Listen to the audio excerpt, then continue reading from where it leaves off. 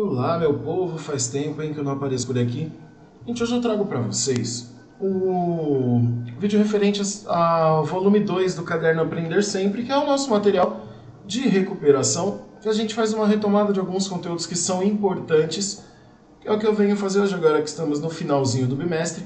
Antes de continuar, vocês repararam que eu fiquei um tempo sem gravar, peço a vocês que eu tenho gravado ultimamente sob demanda. Como assim? Vocês me mandam a dúvida, eu gravo um vídeo explicando ou por texto, dependendo de como vier a pergunta, mas eu não estou deixando ninguém sem resposta. Então, me manda um e-mail que eu te retorno com um novo vídeo com a explicação. Pode ser sobre este conteúdo agora, pode ser sobre alguns dos conteúdos que passaram.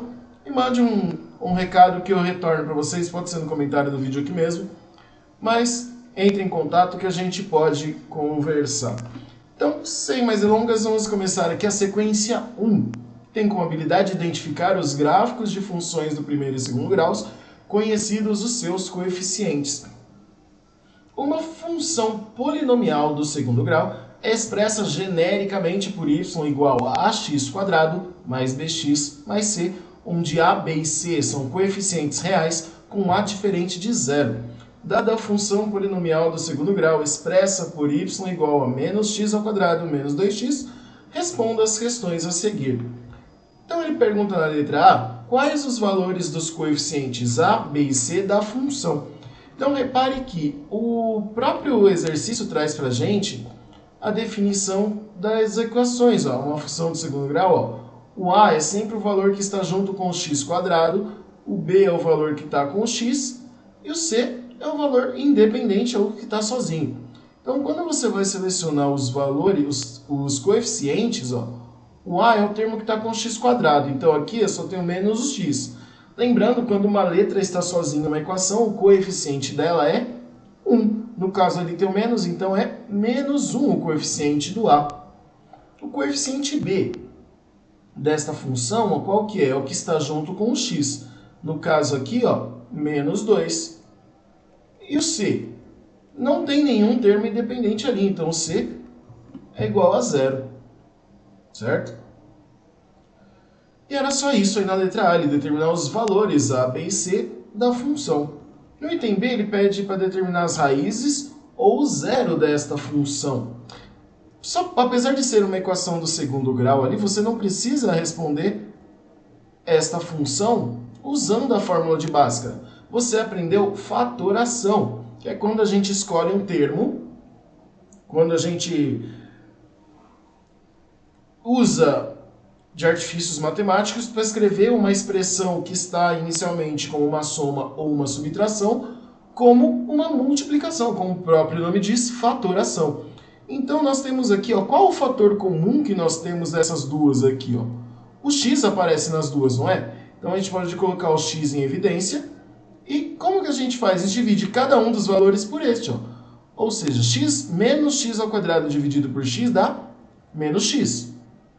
Menos 2x dividido por x, menos 2.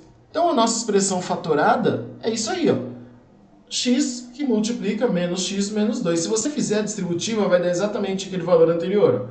X vezes menos x² x vezes menos 2x. Tá? Então, quando ele fala raízes ou zero dessa função, o que isso significa? Raízes ou zero são aqueles valores em que a função intercepta o eixo x, ou os valores para o qual y é igual a zero. Tá? Ou seja, para quais valores de x que este valor aqui, essa expressão, vai ser igual a zero. Como resolver isso? Ao invés de fórmula de Bhaskara, um dos valores com certeza vai ser zero. Por quê? 0 vezes qualquer coisa é zero. Então, um das raízes, ou x1, vai ser zero. E a outra raiz? Tem que ser um valor que faça com que aqui dentro dê zero, para que a multiplicação seja igual a zero. Então, o x duas linhas, ou a segunda raiz, pode ser menos 2. Por que menos 2? Se você substituir aqui, menos e menos, fica mais. 2 menos 2, 0. Então, as raízes ou zeros desta função, 0 e menos 2. Bom, se não entender, me avisa que eu explico de novo essa parte. O gráfico que melhor representa esta função é Não sei se você se lembra, quando você aprendeu função lá atrás, você deve ter visto que, tanto na função do primeiro grau quanto na do segundo, que quando a for maior que zero, a função é crescente. Quando a for menor que zero, a função é decrescente. Por que eu estou dando essa informação para vocês? Como é uma função do segundo grau, o gráfico é uma parábola. Se o a for maior que zero, a concavidade da parábola é voltada para cima. Se o a for menor que zero, a concavidade da parábola é voltada para baixo. Então, olha só o que nós temos aqui. Na letra A, nós vimos aqui que menos 1 é o valor do coeficiente A desta função. Então, significa que a função é decrescente. Então, o gráfico melhor representa ela é este aí da letra A. Por que eu fiz essa explicação para você no começo? Porque agora é a hora da gente fazer a análise desses dois gráficos. Olha, lembrando desta observação aqui, A maior que zero e A menor que zero, crescente ou decrescente, você vai usar essa representação para responder isto que está aí. Vamos lá para a função 3, Então eu vou dar uma indicação dessa atividade para vocês e vocês completem aí. Eu estou mandando para vocês, junto com esse vídeo, o PDF desta apostila, caso você não tenha, tá? Observe os gráficos das funções f e g e responda as questões. Então, pessoal, lembrem, as perguntas estão bem claras, né? Raízes das funções são os pontos onde a função intercepta o eixo x, tá? E a coordenada do ponto de intersecção, ou seja, onde as funções se cruzam, e neste caso aí está bem nítido. E o exercício 4, vocês vão fazer o mesmo tipo de análise. A única coisa que eu lembro para vocês, que para determinar o coeficiente angular de uma função, você calcula o valor do ΔY dividido pelo ΔX. O que significa isso? É este valor dividido por este aqui, tá?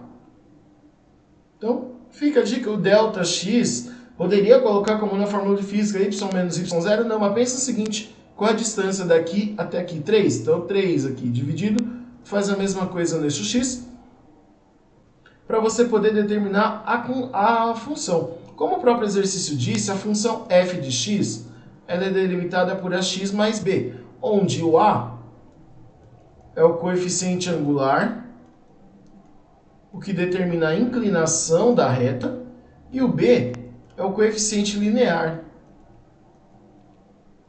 Em outras palavras, o ponto do eixo y onde a função corta, ou onde a reta do gráfico corta o eixo y, tá? Então, dicas essas colocadas. A análise do exercício 5, ele está pedindo apenas para que você olhe para a equação e aponte o gráfico que melhor representa, que está bem simples aí. E este foi o vídeo com as explicações para essa atividade. Bom desempenho aí de atividade para vocês. Na dúvida, comenta aqui no vídeo, comenta na publicação. Mas digo a vocês, comentário no vídeo ou no e-mail eu vejo mais rápido do que comentário no Google Sala de Aula, tá bom? Até mais, meu povo. Nos vemos em breve.